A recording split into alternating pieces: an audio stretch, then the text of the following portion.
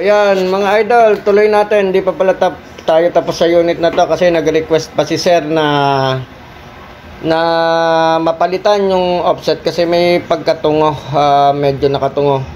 Gustong malagyan ng barrel band, kaya lang sabi ko kung lalagyan natin at nakatungo, hindi siya pantay, nakatungo yung tangke, sasama yung barrel band, yung barrel, mapuporse siya pababa. Okay, so nagpadala na rin siya pinadala niya na rin yung arm score niya para ma-repair natin. Okay, so babaklasin na to. So tuloy lang natin yung kwento dito para makapag-share din tayo. Bali, dalawang maker na pala yung pinadala nito at 4 na beses na palitan ng barrel, pangit pa rin tumama.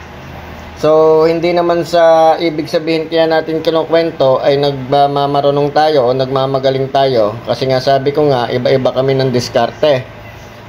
Okay, so ibig ko lang sabihin din na hindi naman ganon kadali talaga ang mag-convert.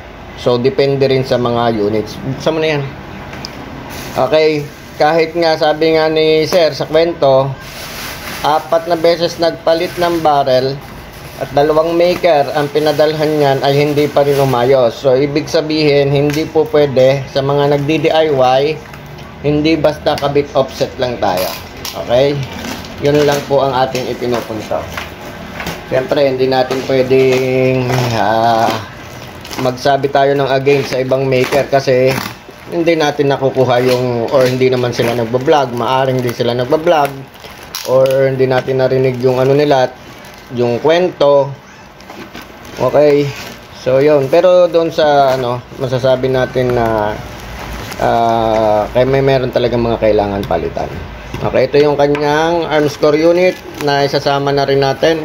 Ito ay may request na i-test ulit natin, kaya sinundan lang natin yung video. Nihintay ko lang yung barrel band natin. 3D yung gagamitin natin. At yung ginawa natin offset with barrel band na rin for additional support. Okay, so ito yung arm score na pinahabol niya. Dapat pinaship ko na to isang bagsakan na lang para sabay na yan. Yung arm score, kung ano bang problema niya dyan. Okay, so yan. Tuloy na lang natin at magte-test daw tayo ng panibago, sabi ni sir.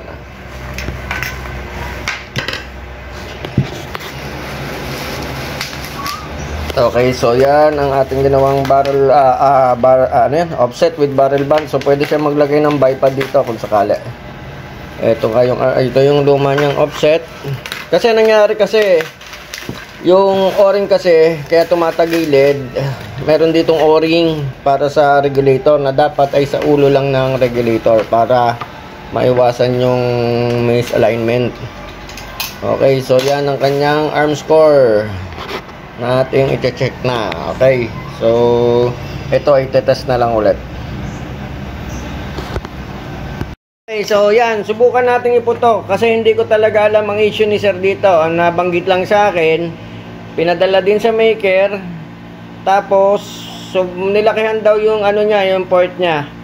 So hindi ko alam talaga kung anong issue. Sabi niya baka wala sa balanse yung spring. So pinaputok natin, may narinig tayong kakaiba. Sige, iputok mo ulit.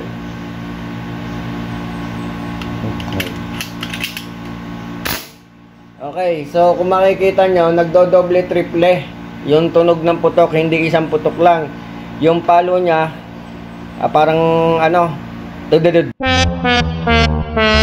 Okay, so yun ang issue nito. Kaya yun ang ano, susolusyonan natin. Isa pa. Nawala. Ayun, meron pa rin. Okay, so yan, babaklasin natin ta. Okay, so yan, nabaklas na natin yung arm score ni sir para ma-check natin. So mukha namang okay. Ito lang ang problema. Kaya siya ay medyo dumodoble-doble yung putok. Yan, putol. Hindi ko alam kung anong discard ito ha. Ayan, nakasuksok lang kasi talagang mabubunot yan. Sige nga, ano mo yan, kung itsura nyan, oh. Napakababaw na ng butas, nakasuksok na ganyan. Yan. Okay, so yan, ayusin natin to. Yung iba naman ay okay naman yung mga butas.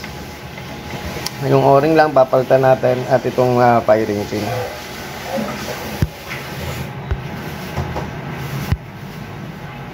So ito na yung ano ba to?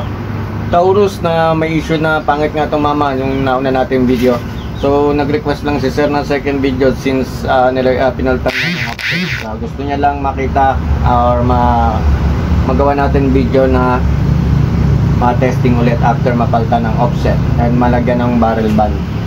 Okay. So ang endpoint natin nasa taas, agad na yung scope ko kasi. So yung baba yung dapat tatamaan ito.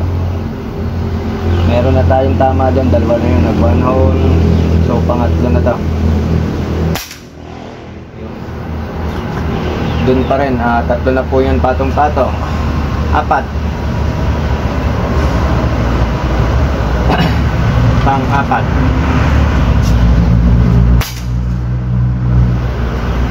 Okay, so yan, wala na siyang po problemahin. May enjoy na nga talaga to, pang-lima.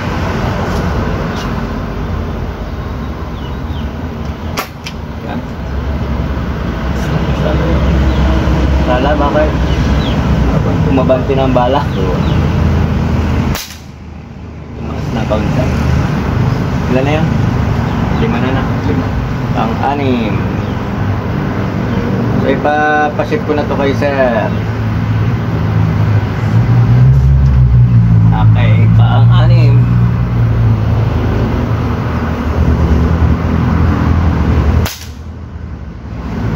Tingin ko doon sa kanina.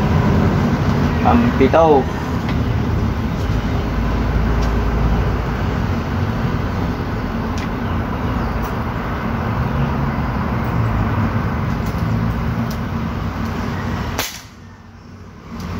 Okay. So last na to. Okay naman na. Wala naman nag-e-epekto. So ang power nito malakas na to, 870 FPS. Last. Okay. So yan. Nag-request lang siya ng panibagong testing since nilagyan natin ng offset and barrel band. Bypad ready na rin yung offset na yan. Sabi ko kay sir, nagkaroon lang tayo ng gap sa kanyang bat gawa ng pagsentro natin ng panibagong offset. So madali naman gawa ng paraan. Sinabi ko na nalagyan na lang ng spacer niya. Bahala na si sir dyan. Matanggal na. Papatay na ng video doon. Okay. So ito ang unit ni sir na nag-request ng second test. At nilagyan na natin ng barrel band kasi nga sabi ko medyo nakatungo yung yung offset din dati, kaya pagka nilagyan natin ng band mahihila lang pababa yung ating barrel. Okay, so isusunod natin mga idol. Yan, medyo nabasa lang tayo ng natapon na kape. Susunod natin itong arm score ni sir na ang issue dito ay nagbabounce yung kanyang hammer. Okay, so mga backfire yung issue dito. So marami tayong niretoke kasi pag nag-acetal tayo may posibilidad din na magsisingaw yan kapag hindi natin inayos yung pinaka valve seat nya. So yung firing pin nakita natin sa video na putol or bunot doon sa pinaka-acetal nya kasi hindi siya naka-thread, hindi siya nakabaw ng maayos. Kaya yan, palit tayo. Tapos yung reface natin yung valve seat nya, and then yung passage tube kasi nilakihan yung butas dito. O ginawa natin ng panibagong tube. Nagtorno tayo ng bagong tube para maiwasan yung backfire. At yun yung may ginawa tayo sa loob ng valve kasi nga lumulusot yung hangin.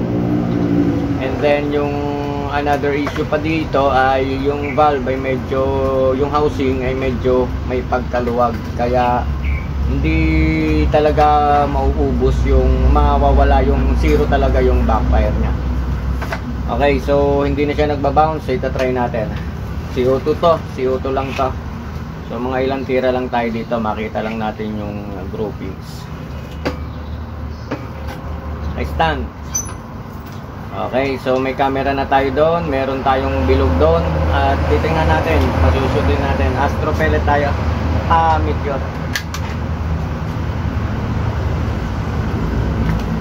okay naman yung tama. Kailangan kasi natin matest pagka sinalikot natin para may pruweba tayo. Oh, ayos. Okay, first. So, dapat shoot to sa bilog kasi sabi ni sir, okay pa naman yung barrel. Pero yung pinagpadalhan daw na maker, kailangan na raw palitan. So, tingnan natin. Yun lang naman ay kwento. Okay, first.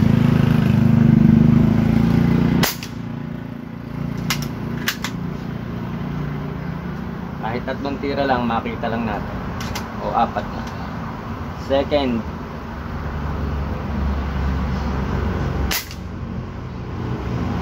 Ayos.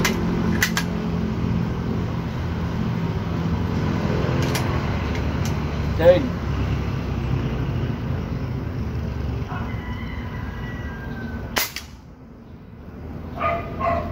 Oh, isa pa. So yung mga ganitong CO2, ano yan, kinakapa-kapayan kasi depende yan sa taas ng karga o sa dami ng laman. Pang-4. Okay? Ayos.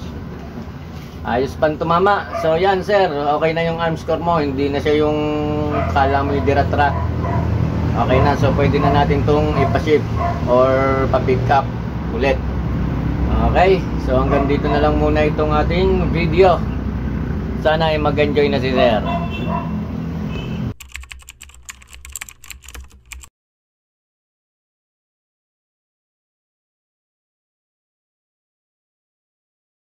Wala sir. Ayan lang, matumal. Oh, yun lang ang nadali namin. Ayan oh. Nandito kami sa ano, Agoncillo. Oh. Ayan. Tinitira na ng aming ano, matadero. Oh. Ayos ang padalin sa Amscore. Okay, thank you.